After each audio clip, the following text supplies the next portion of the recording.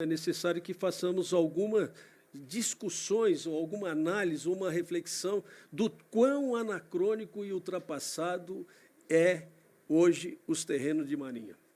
Os terrenos de marinha são imóveis de propriedade da União que são medidos a partir de uma linha pré-mar média de 1831 até 33 metros para dentro do continente. Enfim, isso foi feito na época do Império, inclusive os 33 metros dão conta que seria o alcance de um tiro de canhão que teria para proteger as terras.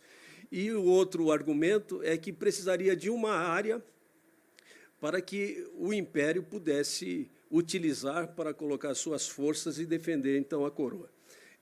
Só que nós estamos em 2019. Notadamente, essas áreas elas já foram todas habitadas praticamente, mas há que se respeitar essa questão. Eu diria que isso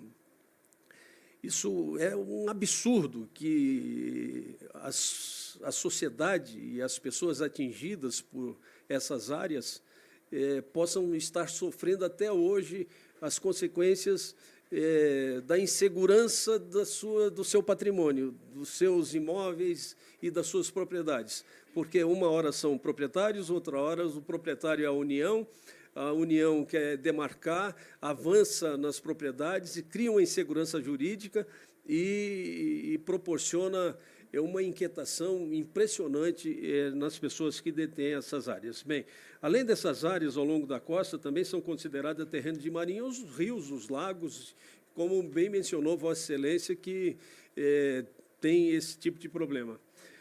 Trata de uma demarcação sem nexo com a atual realidade, que, segundo historiadores, foi adotada essa distância de 33 metros, que equivalia, como eu falei aí, a um alcance de um tiro de canhão ou a faixa de marinha necessária para a passagem das tropas militares em defesa da coroa.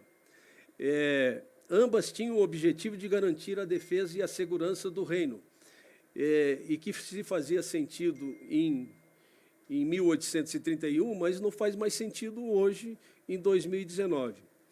E que, outrora, tinha função estratégica do ponto de vista da defesa do território nacional, hoje não passa de uma ação, na minha opinião, arrecadatória. Porque as informações que eu tenho é que a eliminação da demarcação e a regularização dos terrenos de marinha dão conta que traria um problema financeiro para o governo federal na ordem de R$1 bilhão.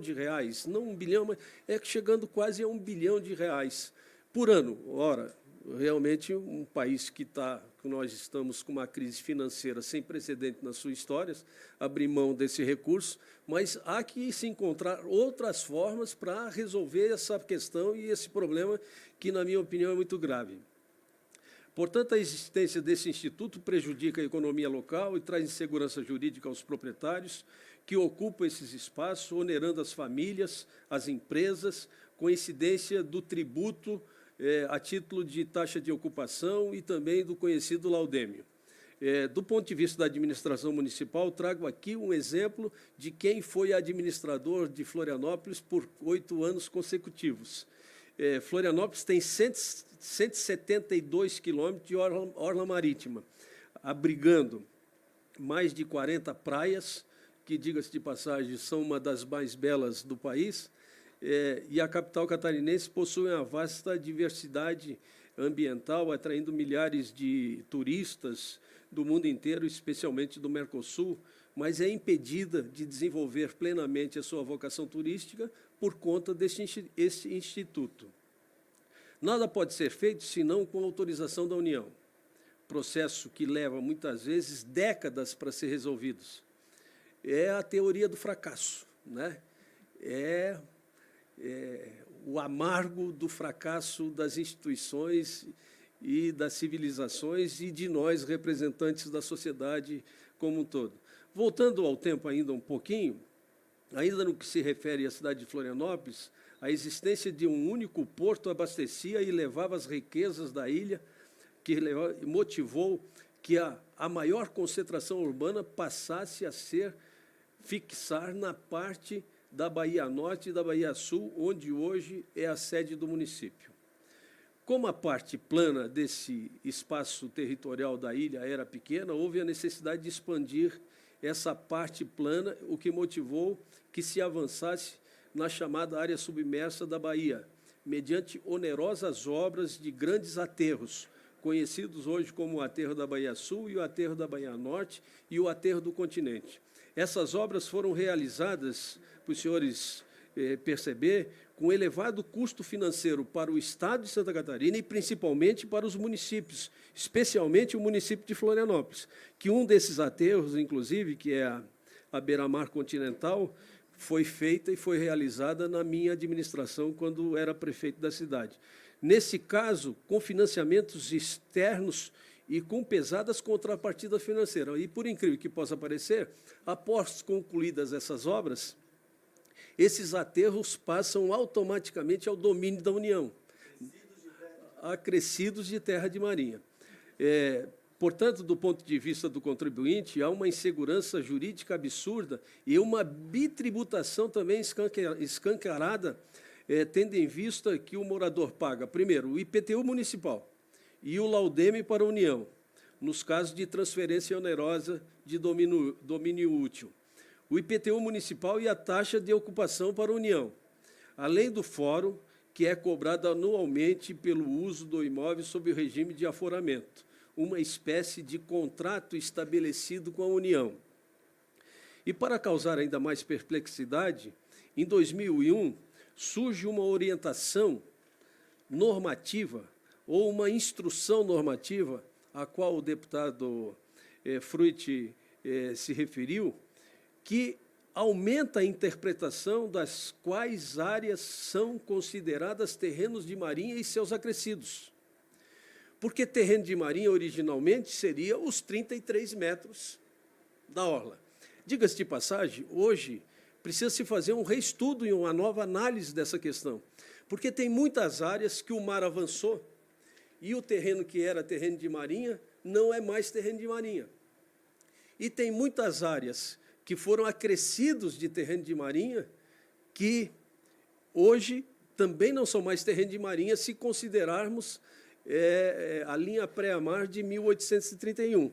Então, é uma confusão generalizada, é um sistema que precisa de um estudo técnico responsável para restabelecer as linhas, efetivamente, que hoje são muito diferentes. Imagina as linhas hoje pré-mar de 2019, se compararmos as linhas pré-mar com 1831. Certamente são completamente diferentes, e, para isso, precisam de uma análise técnica, científica, com estudo abalizado para uma tomada de decisão que não cause insegurança jurídica e não venha trazer prejuízo à população que ocuparam essas áreas de boa-fé. Portanto, para causar mais perplexidade ainda, em 2001, surge essa instrução normativa. Ora, caros colegas deputados, deputadas, senadores e interessados, imagine que, nesse momento, há centenas de milhares de brasileiros apreensivos, pois, de uma hora para outra, depois dessa orientação normativa, seus imóveis, muitas vezes pertencentes às suas famílias há décadas, passaram a ser propriedade da União. Somente em Florianópolis são mais de 40 mil proprietários de imóveis escriturados, que são escriturados, de boa-fé. O cidadão foi lá, comprou com escritura. Eu não estou nem falando as áreas que não têm escritura, que são posse, eu estou falando nas escrituras, que foram no cartório, que foram na prefeitura, que foram no governo do Estado, que foram na União. A União permitiu. E hoje eles não são mais proprietários disso. Adquiriram, compraram, pagaram e continuam não sendo proprietários das suas respectivas áreas. Por isso, tudo que eu estou mencionando é que eu propus a sustação dessa orientação normativa, que é, através de um projeto de decreto legislativo, depois de tanta discussão, porque tem PEC aqui, tem PEC na Câmara dos Deputados, ou melhor, tem PEC no Senado, tem PEC na Câmara dos Deputados, já foram aprovados, já foram vetados em questões relacionadas a esse assunto, exatamente porque, certamente, um dos maiores problemas é a questão econômica e financeira desse produto. Bem, a ideia é que não haja demarcações extras e que a cada ano a União decida a seu bel prazer aquilo que é de sua propriedade ou não. Porque ela vai lá, é como instituir os parques ambientais, que também é outro absurdo. A União vai lá, traçou uma poligonal aqui, traçou uma poligonal aqui, chegou à conclusão que o parque ambiental é de 500.000 metros quadrados. Perfeito. Só que dentro do parque tem áreas consolidadas.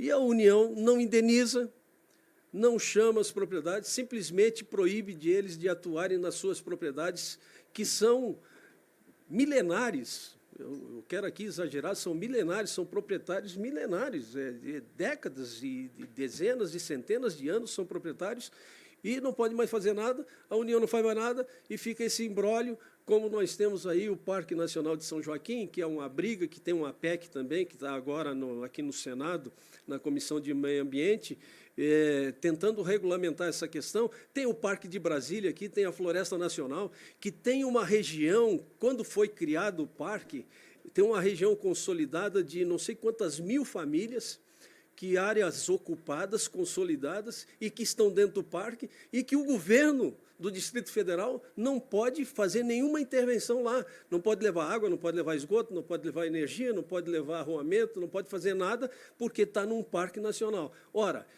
o bom senso há de prevalecer em cima disso tudo, para que a gente... Eu sou o maior defensor da natureza e de parques e de terreno de marinha. Agora, nós não podemos imaginar que os proprietários que legitimamente adquiriram seus imóveis de boa fé, que os órgãos competentes deram a sua anuência e que agora sejam submetidos a um processo de demarcação, e essa demarcação, através dessa demarcação, vão ter que adquirir novamente da União esses imóveis. Esse que é o grande problema. Quer dizer, vou ter que readquirir aquele imóvel que já era meu. O que na verdade, chega a ser um contrassenso, eu ia dizer um deboche, mas a deputada Ângela Amin é mais ponderada do que eu, já achou um termo mais adequado. Mas, concluindo, é só para pedir o apoio. Há muito desconhecimento a respeito do terreno de marinha. Na nossa bancada federal mesmo, como houve uma renovação grande nessas últimas eleições, há muito desconhecimento, as pessoas não têm ideia do que seja o terreno de marinha, as consequências que eles proporcionam à sociedade brasileira como um todo, mas eu posso afirmar para Vossa Excelência, presidente, de que são milhões de brasileiros que vivem angustiados e que essa questão dos terrenos de marinha, que não é terreno da marinha, é terrenos de marinha, elas atravancam o desenvolvimento regional, local, e que precisam de uma ação forte nossa. Se a questão é só financeira, nós temos que entrar no mérito dessa questão, como Vossa Excelência bem mencionou. Portanto, eu quero mais uma vez parabenizar e pedir o apoio de todos os deputados e de todos os senadores para que nós possamos nos debruçar sobre esse tema, que ele é muito caro para milhões de brasileiros e que precisam de uma solução. Muito obrigado.